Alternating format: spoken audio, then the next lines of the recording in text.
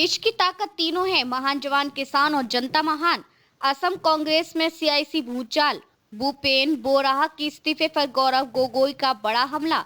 असम की राजनीति में हलचल तेज हो गई है। असम कांग्रेस के पूर्व अध्यक्ष भूपेन बोराहा के इस्तीफे और भाजपा में शामिल होने की घोषणा के बाद पार्टी के भीतर तीखी बयानबाजी शुरू हो गई है। वर्तमान प्रदेश अध्यक्ष गौरव गोगोई ने बुधवार को बोराहा पर परोक्ष रूप से गंभीर सवाल उठाते हुए संकेत दिया कि वे मुख्यमंत्री को अंदरूनी जानकारी पहुंचा रहे थे।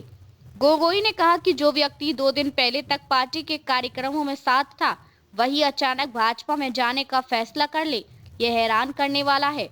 उन्होंने तंज कसते हुए कहा कि जिस तेजी से घटनाक्रम बदला, उससे उनके शब्दों की विश्वसनीयता पर सवाल खड़े होते हैं। गोगोई ने याद दिलाया कि बोराहा ने कुछ सप्ताह पहले मां कामाख्या मंदिर और बोरदुआ थाना के सामने शपथ लेने की बात कही थी कि वे कभी भाजपा में शामिल नहीं होंगे। जो व्यक्ति अपनी शपथ तोड़ सकता है, उसके शब्दों का कितना महत्व रह जाता है, उन्होंने पूछा। बोराहा ने सोमवार को कांग्रेस नेतृत्व को अपना इस्तीफा सौंपा और अगले ही दिन मुख्यमंत्री हिमंता बिस्वा शर्मा से उनके आवास पर मुलाकात की। इसके बाद मुख्यमंत्री ने घोषणा की कि बोराहा 22 फरवरी को भाजपा में शामिल होंगे। गौरतलब है कि बोराहा 32 वर्षों से कांग्रेस से जुड़े रहे और 2021 से लेकर पिछले वर्ष तक प्रदेश अध्यक्ष जब गोगोई ने पदभार संभाला। अपने इस्तीफे को बोराहा ने आत्मसम्मान का मुद्दा बताया।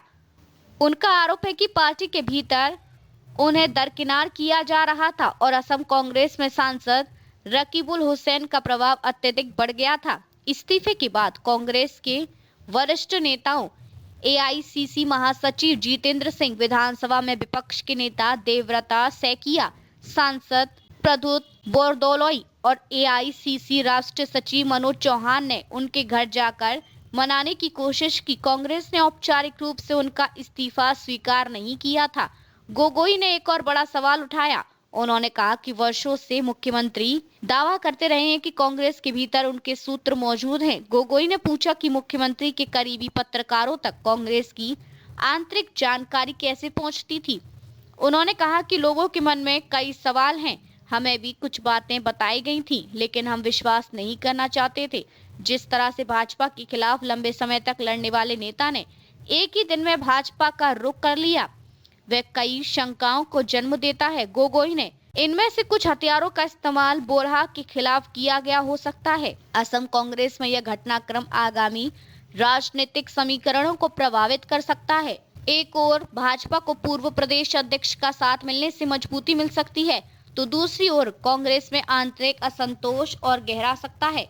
अब 22 फरवरी की तारीख पर सबकी नजरें टिकी हुई हैं। देखते रहिए changing future TV. Like, share और सब्सक्राइब करना ना भूलें। देश, दुनिया और भविष्य की सबसे बड़ी खबरों के लिए।